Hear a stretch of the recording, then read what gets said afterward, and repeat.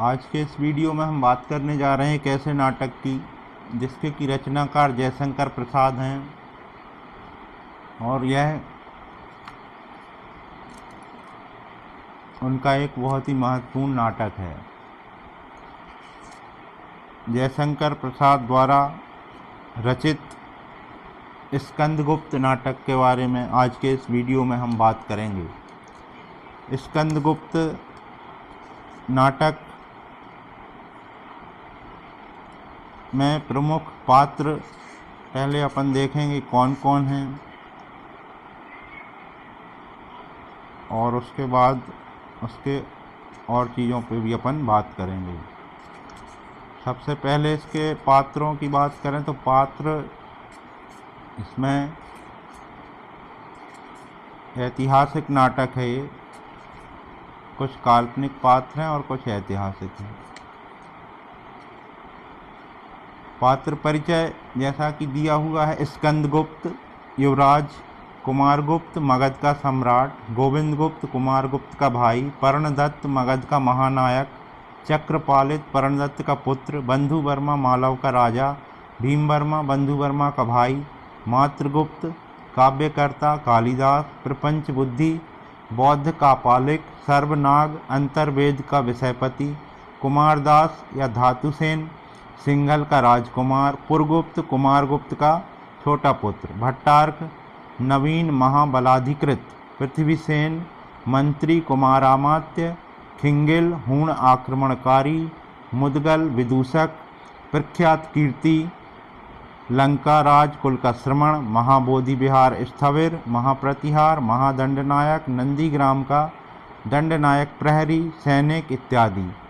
देवकी कुमारगुप्त की बड़ी रानी, स्कंद की माता, अनंत देवी कुमारगुप्त की छोटी रानी और पुरगुप्त की माता, जयमाला बंधुवर्मा की स्त्री मालव की रानी, देवसेना बंधुवर्मा की बहन, विजया मालव के धन कुबेर की कन्या, कमला भट्टार्क की जननी, रामा सर्वनाग की स्त्री और मालिनी मातृगुप्त की प्रणयनी सखी दासी इत्यादि।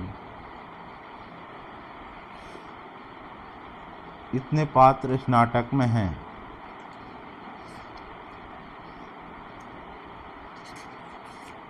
कुल अंक इसमें कितने हैं ये देखें।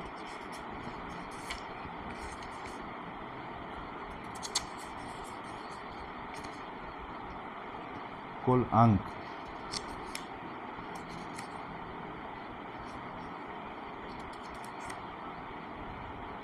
5 अंक हैं।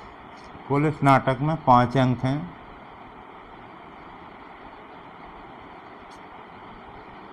और इतने सारे पात्रों से यह नाटक भरा हुआ है।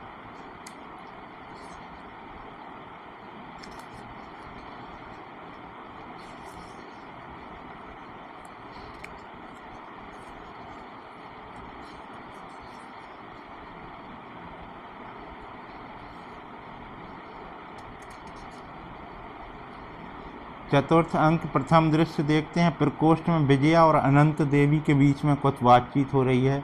अनंत देवी क्या कहा, विजया मैं आज ही पासा पलट सकती हूँ। जो झूला ऊपर उठ रहा है उसे एक झटके में पृथ्वी चूमने के लिए विवश कर सकती हूँ। अनंत देवी क्यों, इतनी उत्तेजना क्यों है, सुनूं भी तो। विजया समझ जाओ। अनंत देवी नहीं, स्पष्ट करो। विजया भट्टार्क मेरा है। अनंत देवी तो विजया उस राह से दूसरों को हटाना होगा। अनंत देवी कौन छीन रहा है। एक पाप पंख में फंसी हुई निर्लज्ज नारी, क्या उसका नाम भी बताना होगा। समझो, नहीं तो साम्राज्य का स्वप्न गला दबाकर भंग कर दिया जाएगा। अनंत देवी हंसती हुई, मूर्ख रमणी, तेरा भट्टार्क केवल मेरे कार्य साधन का अस्त्र है और कुछ नहीं। वह पुरगुप्त के ऊंचे सिंहासन की सीढ़ी है, समझी विजया, समझी। और तुम भी जान लो कि तुम्हारा नाश समीप है। अनंत देवी क्या तुम पुरगुप्त के साथ सिंहासन पर बैठना चाहती हो। क्यों, वह भी तो कुमारगुप्त का पुत्र है।